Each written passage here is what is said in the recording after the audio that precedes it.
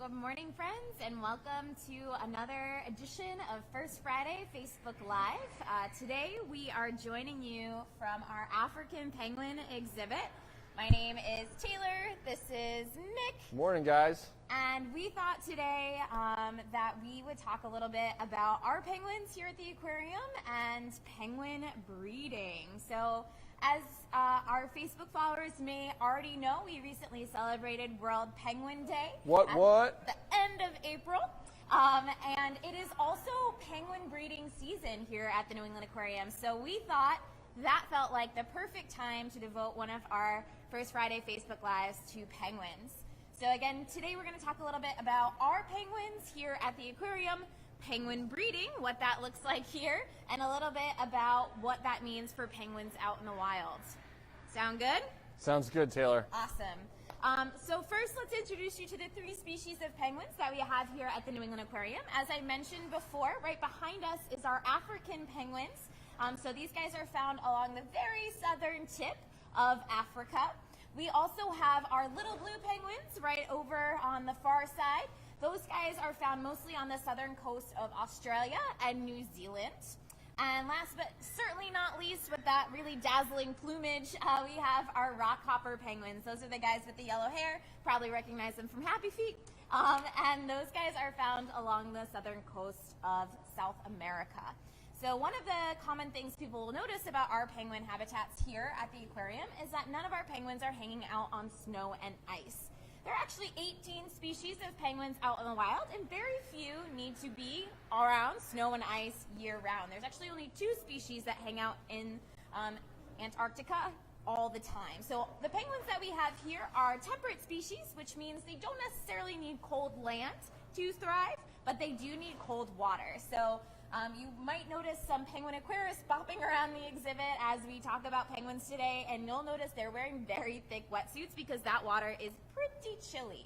Another fact about that cold water, this is probably also the reason why penguins are only found in the southern hemisphere. You're never going to see polar bears and penguins together in the wild because they actually live at opposite poles, and the reason for that being is that penguins typically go after really oily fishes that prefer cold water environments. So scientists actually hypothesized that penguins were never able to migrate past the equator because their food source ran out as they moved out of cold water. So that's why you're going to find penguins only in the bottom half of the world and in that really cold water environment, but not necessarily cold land. With that being said, let's talk a little bit about penguin breeding season. What do you think, Nick? I think I'm ready, Taylor. All right. Let me also mention that I wish I had some dazzling plumage. Maybe I can work on that, yeah. Anyway, okay, yeah, so let's talk a little bit about penguin breeding season. As we mentioned, that's part of the reason for our focus today. We're very proud of our breeding program here at the aquarium. And so it's obviously very important for the stability and the survival of these species. The length and timing of the breeding season can change and vary a little bit, vary between species. But it's always a very important time of year for our colonies, for sure. This is in part because we help to manage what we call a species survival plan, or SSP. And I'm going to be talking a little bit more about that in a second. We're very proud of this work, like we mentioned. Most of our current colony right now has been both born and raised here at the aquarium. And we currently have no wild penguins in our population. So if they weren't born here, they may have been born at another aquarium. So we're really very proud of that program. But let's talk a little bit more about a species survival plan, right? SSP? What does that mean? What is that all about? Yeah, so a species survival plan was created by the American Association of Zoos and Aquariums back in the 80s to help oversee the population management of select species within AZA member institutions and to also enhance the conservation of these species in the wild as well. There are currently, I think, around 500 SSPs in AZA institutions, and each one is responsible for developing a comprehensive population stud book, which is basically like a pedigree list of the history of these animals and their breeding. They're also in charge of creating a breeding and transfer plan, which identifies population management goals, recommendations to ensure the sustainability of a healthy, genetically diverse, and demographically varied AZA population as well. But who is in charge of managing these SSPs, right? Because this is the important part, who kind of oversees what's happening. So each SSP works under the supervision of a taxon advisory group, or TAG, T-A-G, which may manage multiple animal programs at one time. Essentially, the SSPs ensure that all animals in zoos and aquariums are genetically healthy and help contribute to survival of these species in the wild as well. So obviously, they're really, really, really important. But now that we know this, let's get down to the old who's mating with whom, right? Because we're probably all a little curious about that. How does this SSP actually dictate that? Taylor, you want to get started on all that? I will also say that we have a whole bunch of school children. Our colony is getting even bigger here at the aquarium, so bear with us. We will do our best to talk over the noise. So who gets to mate with who? That's a really good question. So for each taxon advisory group, they will oversee a stud book for each species. This stud book is exactly what you think it is. It basically lays out who is allowed to breed with who, and we do this for genetic diversity. The reason that we really closely monitor genetic diversity has to do with overall health of our animals. If we have really diverse community or colony of penguins, that increases the likelihood that we are going to get healthy offspring, and that's really what we're going for.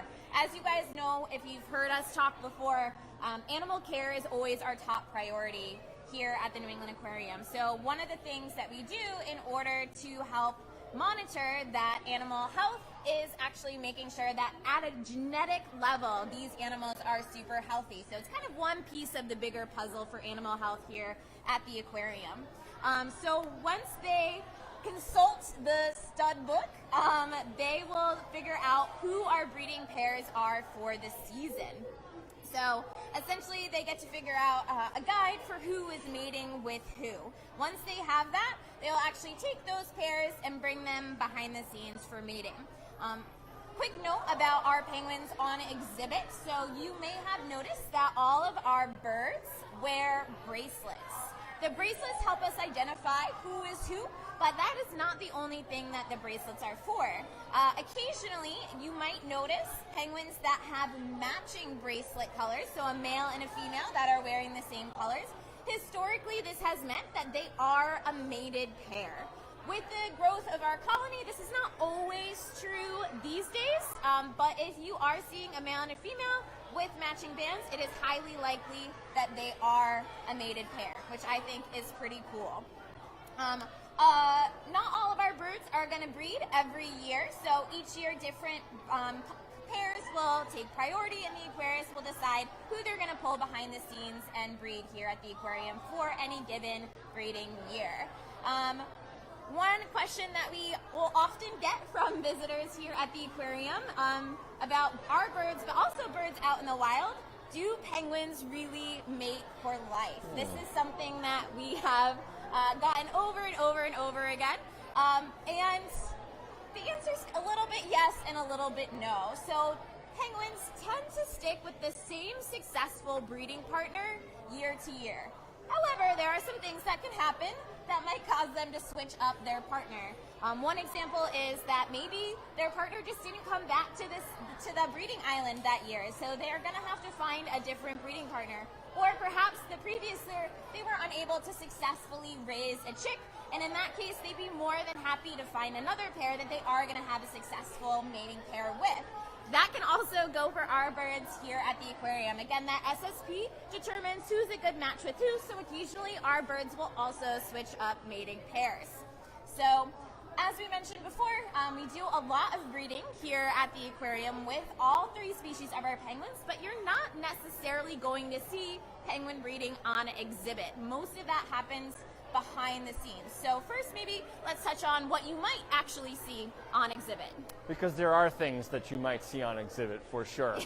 Absolutely, yeah. So sometimes if you come to visit us here at the aquarium, you may notice what might look like breeding behavior on exhibit. It looks like what you're probably imagining that it looks like in your head. And if you're looking at the birds and thinking, I wonder if that's breeding behavior, it probably is. But like Taylor was saying, this is more practice than anything else. This isn't actual breeding that's happening on exhibit. But again, it probably looks like what you think it looks like, yeah.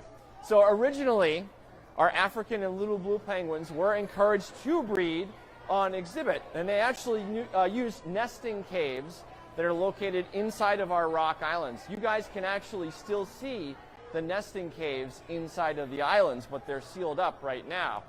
Our SSP took on a little bit of a greater priority, and because of this, we needed to have better control over the breeding that was happening.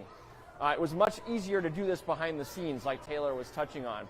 A more controlled space, obviously, for the animals. Strategically behind the scenes, we can put birds together that we've sort of marked in that stud book as a good matching pair in terms of their genetics. It allows privacy. It helps to encourage breeding in a more quiet space, like we discussed. In doing this, the aquarists also discovered that it was easier to track egg development and chick health. One of the things that we need to do when we're tracking the health of a chick is we need to candle the egg. Basically what that means is the aquarist will hold the egg and they'll use a light to look at the growth of the chick inside of the egg. That can get a little bit complicated to do on exhibit, as you guys might imagine. So being able to do all this behind the scenes, it leads to higher success, raising healthy chicks. It's also less stressful for the birds. It's less stressful for the aquarist too, which is also really important. So it's a win-win, which is really great. Now in the wild, our rockhopper penguins, our third species, they would not use a burrow. They would actually be surface nesters, and so for them it's a little bit different. In fact, right now, you can actually see a little bit of breeding behavior potentially happening in our rockhopper penguin exhibit. And that's because to maintain their natural behavior in the wild, we give them what we call nesting rings. And nesting rings basically look like a small inner tube that has a nice, comfortable space for those birds to actually come together and to nest in that space. So you may actually get to see that here at the aquarium if you come to visit, because those nesting rings are happening, or added rather, to the exhibit right now. So now that we've talked a little bit about what you guys might see on exhibit, Taylor's going to talk a little bit more about what you guys might or not see off exhibit. But that's important because you guys need to be able to understand that. Yeah. Is there a question? Oh.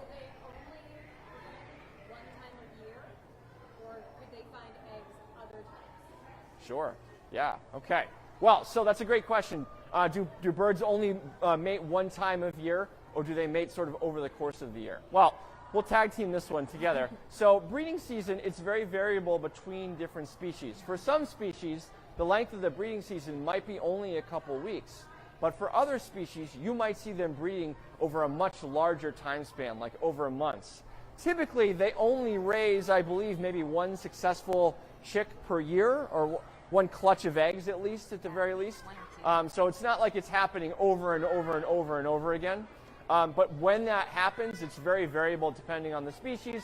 Like I mentioned, the window might be relatively small, a couple weeks, or it might be a couple months, or it might even be like almost the entire year as well. It just varies between the different species. Yeah. Yeah, so I think it's definitely a bit seasonally, and what you might not be able to observe from our penguin exhibit here is that they do actually get some of those indicators from seasonality. So the water temperature actually fluctuates. We don't really change the water temperature in the exhibit too much, so whatever the harbor temperature is, the penguin exhibit is going to be a similar, if not exactly the same water temperature. Also lighting. We do have dawn, dusk, day, and night in our exhibits, so those things will also change a little bit as well as we head into those winter months. So the penguins still are getting some of those seasonal cues, so we do see that their breeding tends to match up with some of those other natural behaviors that they would display out in the wild. So hopefully that answers your question. Yeah, awesome. Excellent. Okay, so what were we going to talk about next? Behind the scenes, where right? The magic happens. Okay, yeah. Let's go for it.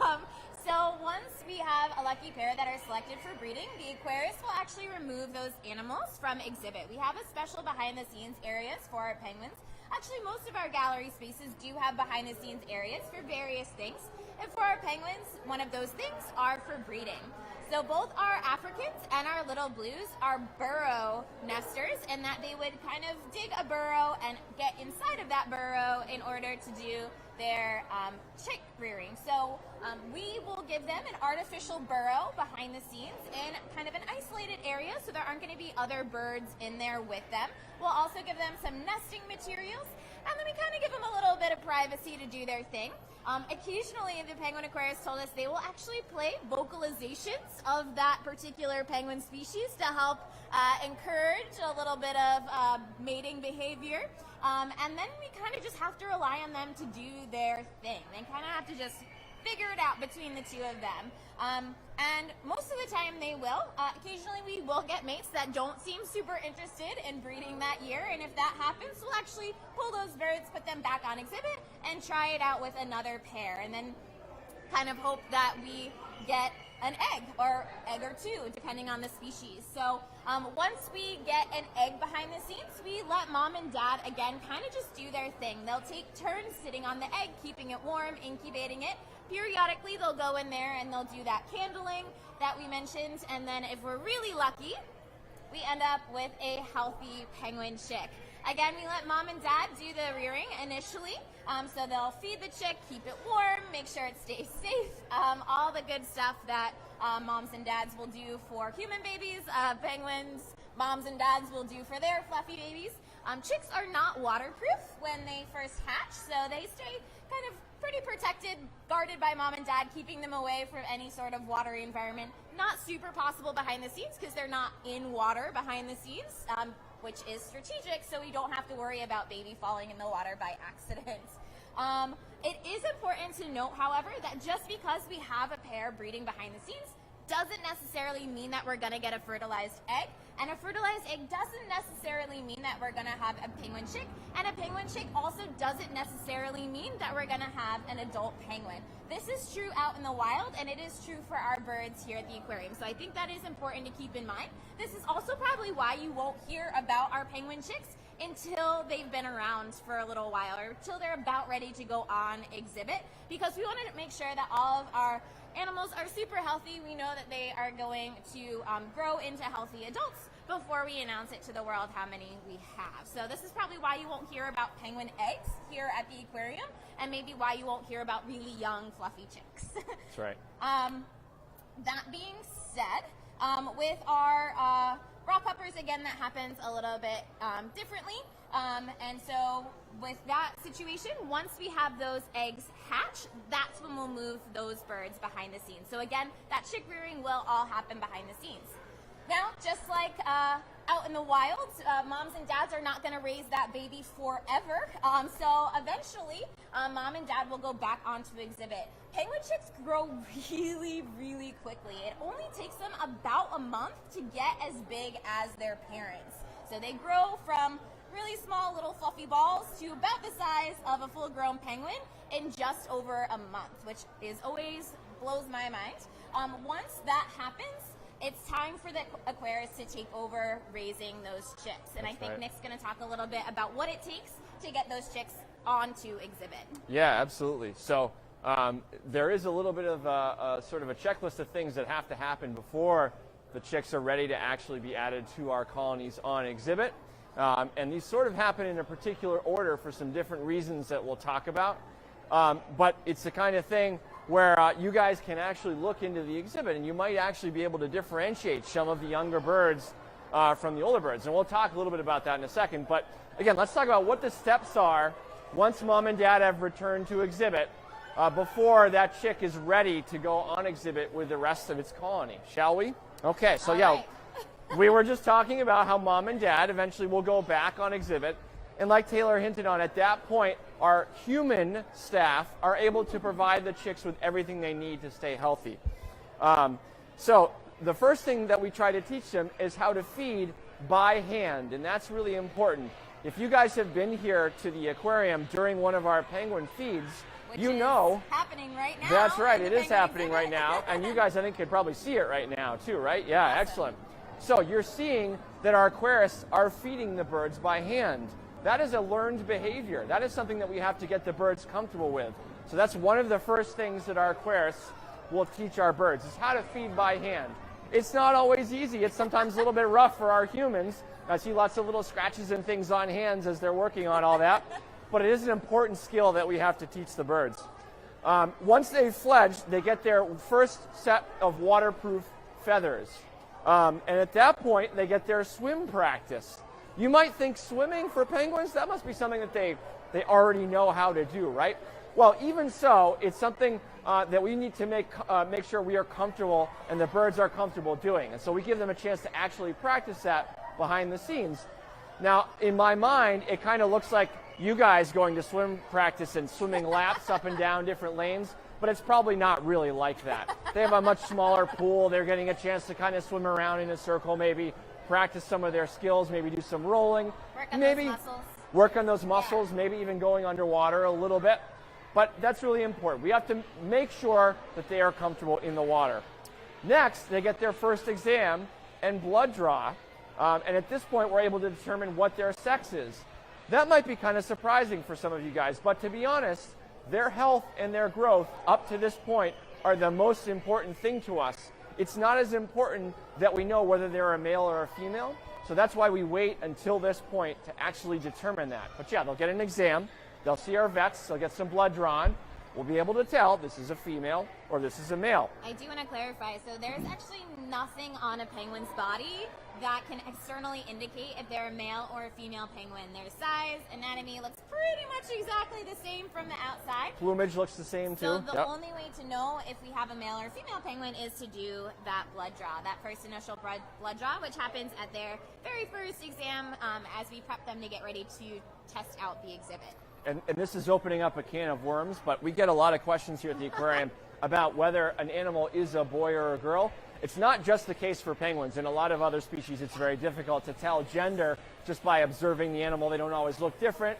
They don't always tell us whether they're a boy or a girl. So we have to use things like medical testing, blood draws to be able to determine that stuff.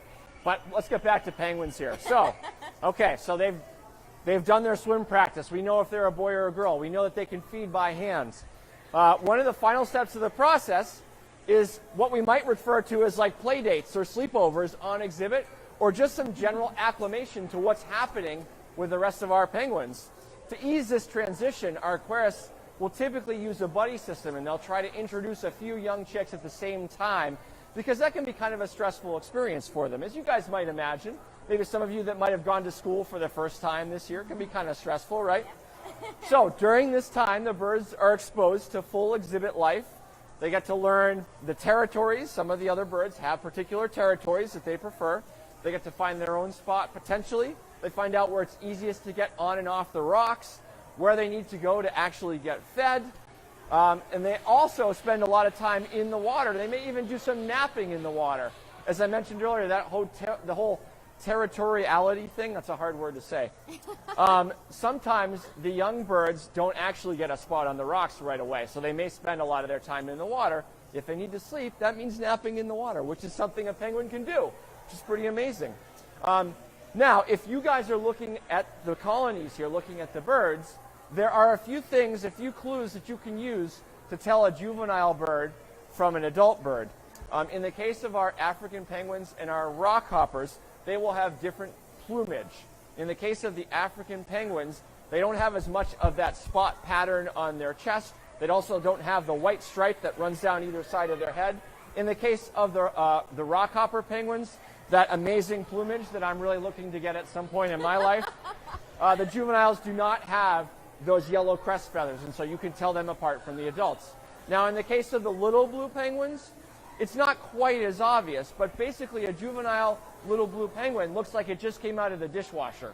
It's all fresh and clean. It looks perfect. No miscoloration at all. It's like a mint penguin. So that can be a little bit difficult to tell apart, but that's the case with those guys, yeah. I love a freshly minted penguin. A freshly minted penguin, right? Okay, so we've told you guys all about breeding, what you guys might see on exhibit, what's happening behind the scenes, how to recognize juveniles from adults. What's the future of our penguins? Taylor's going to touch on that a little bit, yeah. Yeah, so one of the things that is part of that SSP not only guarantees the genetic health of our animals here at the aquarium, but also ensures that potentially in the future that these animals could help provide genetic material for penguins out in the wild. There's a lot of initiatives that AZA, Association of Zoos and Aquariums, is working on in order to protect wild birds. They're actually doing this thing called the SAFE Initiative, which is really cool, which essentially uses information that we have learned caring for animals in zoos and aquariums to help better set up animals in the wild. So for African penguins, a great example of this is we learn what we know about breeding penguins here, what it means for successful breeding for penguins in zoos and aquariums, and actually try to help replicate those conditions for penguins out in the wild. African penguins are an endangered species. They are predicted to be extinct by the year 2025. Which is not too far away. And one of the major challenges for those birds has been the exploitation of their nesting areas, either doing things like removing guano or even removing eggs historically. So there are protections in place now, but we really want to give these animals the best chance of survival. So things like the SAFE initiative, other programs that AZA helps monitor, we are actually participating in here at the aquarium, and our visitors can get involved in helping to support those initiatives here by coming and learning a little bit more about penguins and what they can do to protect them. I think at this point what we want to do is open up the floor to any questions we might have. So Emily, do we have any questions this morning? We do. Amazing. How many successful penguin chicks have you had at the aquarium? Whoa. Very good question. Shoot, I should know this number because it was on our ice sculpture this year, which was of African penguins. Is it in the range of 40 or so? Does that sound right to you? No. No? Much like more than that? Year to year or all together? All together. Okay. I'm going to boot it out to my Facebook crew. Does anybody remember what that magic number was? Oh, man. Okay, we'll figure it out and answer it for you. I want to say it's in the hundreds. Oh, I was way off. Okay. Yeah. So we will find that out and we will respond to you, but it is quite a few. I would say every year we probably get, between 2 to 6 healthy chicks. And we have been working with these animals literally since the aquarium first opened. Again, that species survival plan was established in the early 80s. So that gives us quite a few years of penguin breeding in order to help contribute to healthy birds in zoos and aquariums.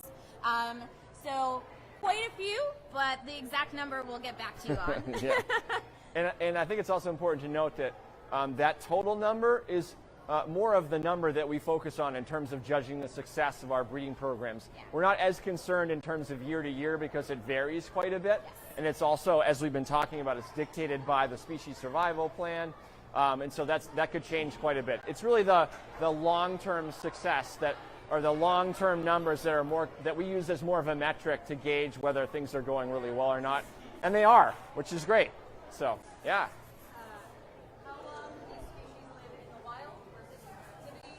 Ooh, good question. Good question, Do you yeah. mind if I take this one, Nick? Go for it. I actually love this statistic. Go for it, yeah. Out in the wild, these penguins would typically live to be between 15 to 20 years old.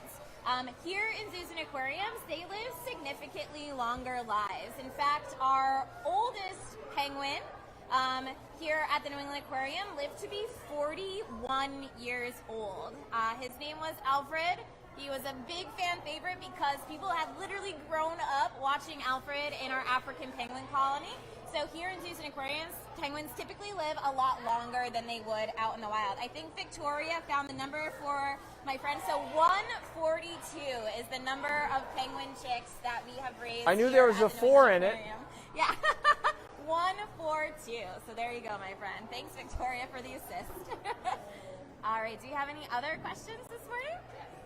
So, of course, they're wild animals. Yes. But do the penguins in the aquarium develop a relationship with their human handlers? Do they like specific humans? Do they develop relationships with their handlers? Great question. That is a good question, yeah. So I think it's more the other way around. We can sort of recognize behaviors among the penguins that are consistent. For example, if you look at the islands, there are particular birds that the aquarists can almost always guarantee are going to be hanging out on particular spots on those islands. In terms of behaviors and connections between the birds and the aquarists, I think there are some that are connected to their care. So, for example, when it's time to feed them, the birds recognize that and they pay attention and they come over to the spot where we typically will be feeding them. But beyond that, I think you might get a different answer depending on which aquarist that you ask. Some of them that get a longer time working with the animals may feel that they've developed more consistent relationships. But I do think that it is important that we try really hard here at the aquarium to keep our animals behaving as normally as possible, because that's important not just for their care, but it's also something that we want to exhibit for all of you guys when you come to visit. So yeah, I guess it's really hard for me to say with certainty that there aren't some really strong human-bird connections going on, because I don't get to work with the penguins as directly as some of the aquarists. I don't know if you'd add to that at all. Yeah, but I would say it's more of an animal and trainer relationship. So there definitely is a level of trust. These birds have learned to trust the humans that take care of them. They've learned that their food comes from the humans. Whether or not they have any relationship beyond that, I'm not really sure. Something else that I will also point out is we have a very robust penguin colony here. We actually have 104 birds on exhibit between our 3 penguin colonies. So most of the relationship building and the social dynamics comes from the other animals that they're on exhibit with. So we do see a lot of penguin dynamics. In fact, some of our staff would probably argue this is the best soap opera out there. Oh yeah. Watching all of the social drama that happens between our birds on exhibit. So I would say that probably most of that relationship thing that we think of as relationships probably is between the animals themselves. We just happen to be a really trustworthy food source. Yeah. Yeah. Do all the penguins have names? Yeah, we talked a little bit about what it takes before they actually get their names, and the answer is yes, they do all have names. If you guys come here to the aquarium, we have iPads stationed all around the penguin exhibit, and you can use these iPads to actually look up the names of the birds. And the names are important. We don't just casually name birds like Alfred. They are always significant and very often tied potentially to the habitat of these animals, or maybe a native language that's spoken in the area where these birds are found. They have very strong significance, yeah. One of my personal favorite penguin names here actually is one of our African penguins. We have an African penguin called Beach Donkey. So African penguins have pretty distinctive vocalizations that sound a lot like a braying donkey.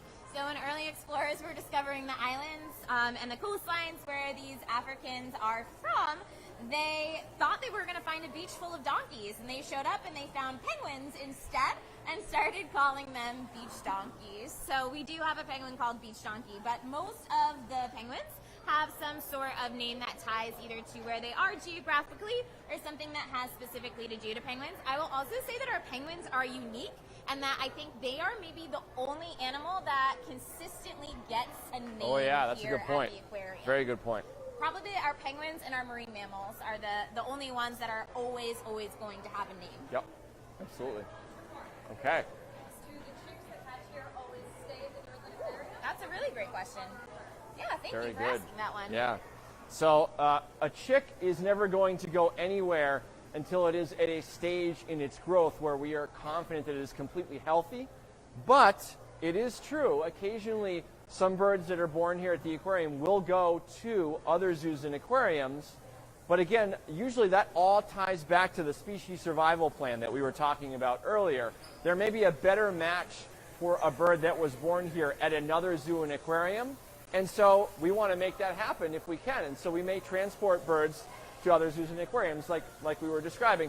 But again, that's typically not going to happen until that bird is at a stage of its life where we know it's feeding really well, it's nice and healthy, it's showing good behaviors. We feel comfortable that moving it isn't going to cause it undue stress that may affect its health. And also ready for reproduction. That's usually a big motivation factor for moving our birds between institutions. Again, the Taxon Advisory Group that oversees the stud books, also oversees transfers in between zoos and aquariums. So if they say, hey, you know what, you have a bird here that would be a really great match for a bird at maybe SeaWorld, that bird's going to go off to SeaWorld, and vice versa. We have birds here at the New England Aquarium that have come from other institutions. In fact, some of our little blues have come as far as from Australia, which is pretty incredible, I think. Yeah. What can the people watching do in their own life to help penguin hunters? Great question. Great question. Yeah. Okay. You want to start this one? Sure. Yeah? So I think one major challenge that is pretty universal for most of our animals, you might already know where I'm going with this, is climate change. So changing water temperatures can be a big deal for penguins. As we talked about at the beginning of our presentation, penguins don't necessarily need cold land but they do need cold water, primarily because that is where their food is found. So with warming ocean temperatures, it's changing food distribution, which can be challenging for penguins, particularly mom and dad penguins that are trying to go out and hunt for fish and bring that food back to babies. Longer times for getting to food and hunting means longer times in between baby getting fed, which is, as you can imagine, not necessarily a great thing. So again, thinking about our energy usage, how we're using our energy, what kind of energy we're using, thinking about the products that we choose to buy every day and the ways that that contributes to climate change.